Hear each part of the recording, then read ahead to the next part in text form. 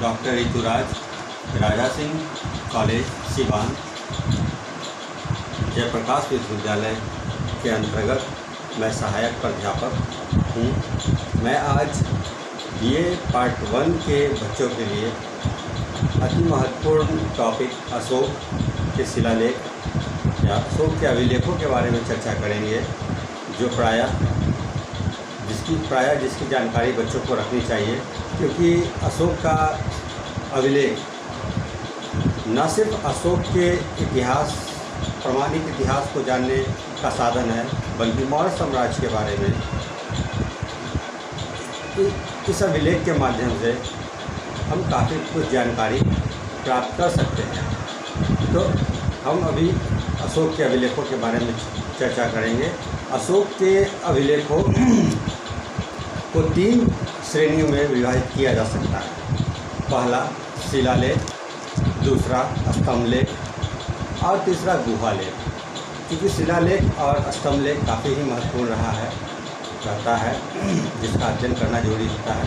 तो शिलालेख के बारे में यदि हम चर्चा करेंगे तो देखते हैं कि इसमें अशोक के 14 शिलालेख हैं, जो 8 अलग अलग स्थानों से मिले हैं। हालांकि इन शिलालेखों के में वर्णित तथ्यों के बारे में हम स्तंभलेख के बाद चर्चा करेंगे। इसके बावजूद हम देखेंगे कि 1750 ईस्वी में टिकन थैलर ने सर्वप्रथम दिल्ली में अशोक के स्तंभ का पता लगाया, किंतु 1837 ईस्वी में सर्वप्रथम जेम्स पीयर्सन को इन्हें पढ़ने में सफलता प्राप्त हुई। जो उस पर उत्कीर्ण लेख थे, उसको पढ़ने का सर्वप्रथम प्रयास जेम्स पीयर्सन के द्वारा किया गया। लेकिन जेम्स पीयर्सन ने लेखों के देवानाम प्रिय की पहचान सिंघल के राजा तिस से कर डाला। सिंघल यानी श्रीलंका का राजा तिस से कर डाला। जबकि सिंघली अनुश्रुतियों में, जैसे दीपवंश व महावंश में, यह उपाधि अशोक के लिए है। धौली और जौगढ़ के लेखों को पृथक कलिंग प्रज्ञापन कहते हैं। इस अभिलेख में कलिंग राज्य के प्रति अशोक की शासन नीति के विषय में बताया गया है। अशोक के सभी अभिलेखों का विषय प्रशासनिक था, जबकि रुमंदेई अभिलेख का विषय आर्थिक था। रुमंदेई अभिलेख से मौर्यकालीन अर्थव्यवस्था यानी गृह नीति की जानकारी मिलती है। अशोक के शिलालेख में हम शहबाजगढ़ी, मानसेहरा जिसकी लिपि खरोष्टी है, इसके अतिरिक्त गिरनार, धौली, कालसी, जौगढ़, सोपाड़ा और एरागुडी, ये सारे अभिलेख जो है अशोक के जो शिलालेख है, ये इसकी लिपि जो है ब्राह्मी है। इसके अतिरिक्त अशोक के कई लघु शिलालेख हैं। लघु शिलालेख के माध्यम से अशोक व्यक्तिगत जीवन के इतिहास के बारे में जानकारी मिलती है। इन शिलालेखों में, इन लघु शिलालेखों में ये लघु शिलालेख भारत के कई राज्यों से मिले हैं, जैसे आंध्र प्रदेश, कर्नाटक, मध्य प्रदेश, राजस्थान, उत्तर प्रदेश, बिहार इत्यादि जगहों से मिले हैं। जिनका यदि नाम लिया जाए तो एरागुडी, ब्रह्मगिरी, सिद्धपुर, मास्की, सहसाराम जो बिहार से प्राप्त हुए, इस तरीके से इनका हम चर्चा कर सकते हैं। इसके बाद हम स्तंभलेख के बारे में चर्चा करेंगे। इनकी कुल संख्या 7 है। 6 अलग अलग स्थानों से ये लेख मिले हैं। पहला नंबर प्रयाग स्तंभ लेख, पहले कौशाम्बी में स्थित इस स्तंभ लेख को अशोक ने इलाहाबाद के किले में स्थापित करवाया। इसके बाद हम दूसरे नंबर पे दिल्ली के टोपरा के बारे में चर्चा करेंगे। यह स्तंभ लेख फिरोज शाह तुगलक के द्वारा टोपरा से दिल्ली लाया गया। इस पर अशोक के सातों अभिलेख का उल्लेख है। तीसरा नंबर दिल्ली मेरठ, पहले मेरठ में स्थित यह स्तंभ लेख फिरोज शाह द्वारा दिल्ली लाया गया।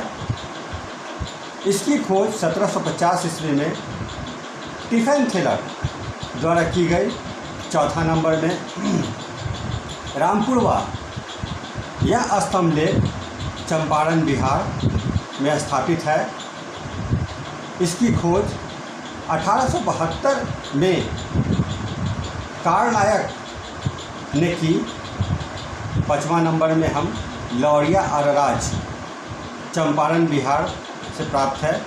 इस स्तंभ का शीर्ष जो सिर है कमलाकार है, जिसके ऊपर उत्तर की ओर मुख किए हुए सिंह की मूर्ति उत्कीर्ण है और शीर्ष के नीचे उपकंठ पर राजहंसों की पक्षियों को मोती चुभते हुए दिखाया गया है। छठा नंबर में हम लौरिया नंदनगढ़ की चर्चा कर सकते हैं, जो चंपारण बिहार से मिली है। इसके अतिरिक्त लघु स्तंभ लेखों की चर्चा आप करेंगे। लघु स्तंभ लेख पर अशोक की राजकीय घोषणाओं का उल्लेख है। सांची सारनाथ के लघु स्तंभ लेख में अशोक अपने महामात्रों को संघ भेद रोकने का आदेश देते हैं। इसके अतिरिक्त लघु स्तंभ लेख में कौशाम्बी, रुमनदेही, निगलीवा, रानी का स्तंभ लेख,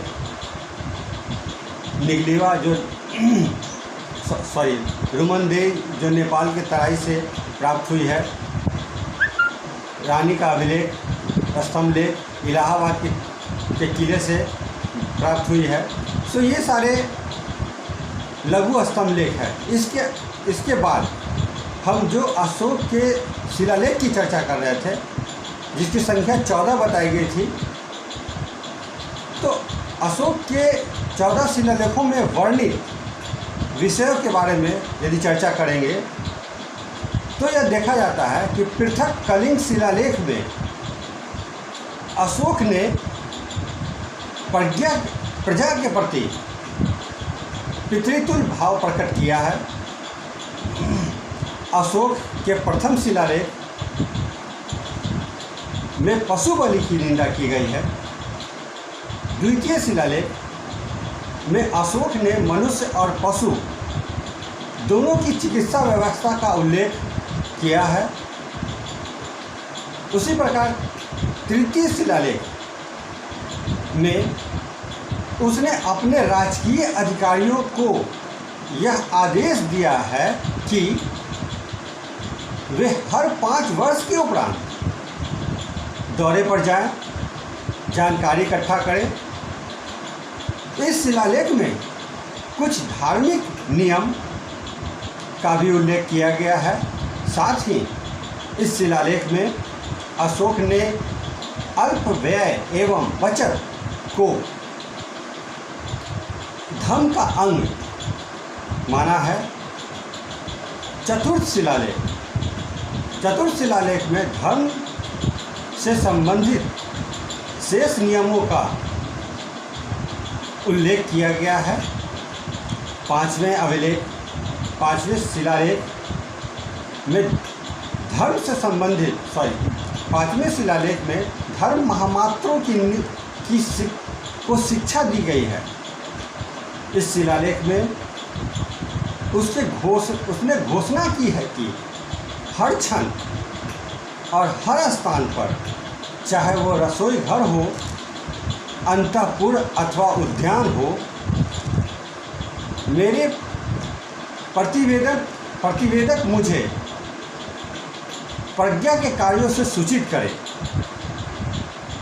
7वें और 8वें शिलालेख में अशोक तीर्थ यात्राओं का उल्लेख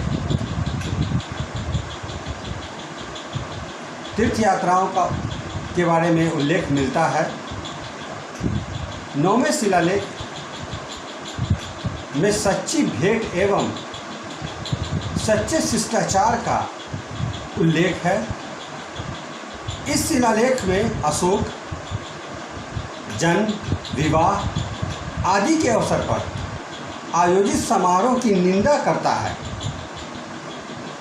उस पर रोक लगाता है और इसके स्थान पर अशोक धर्म पे बल देता है। 10वें शिलालेख के माध्यम से अशोक ने यह आदेश दिया है कि राजा तथा उच्च पदाधिकारी हर क्षण प्रजा के हित के बारे में सोचे। इसमें ख्याति और गौरव की निंदा की गई है तथा धर्म नीति की श्रेष्ठता पर बल दिया गया है। 11वें शिलालेख में धर्म के वरदान को सर्वोत्कृष्ट बताया गया है। 12वें शिलालेख में सभी प्रकार के विचारों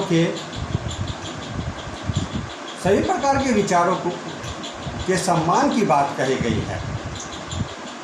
इसमें धर्म महामात्रों के साथ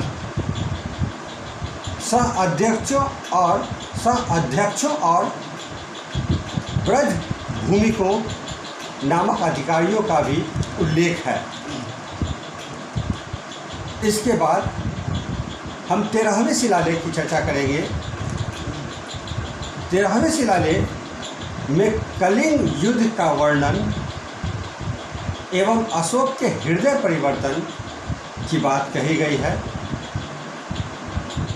14वें शिलालेख में अशोक ने जनता को धार्मिक जीवन जीने के लिए प्रेरित किया है। इस प्रकार हम अशोक के शिलालेखों, स्तंभ लेखों इत्यादि के बारे में चर्चा कर सकते हैं, जो काफ़ी ही महत्वपूर्ण है। धन्यवाद।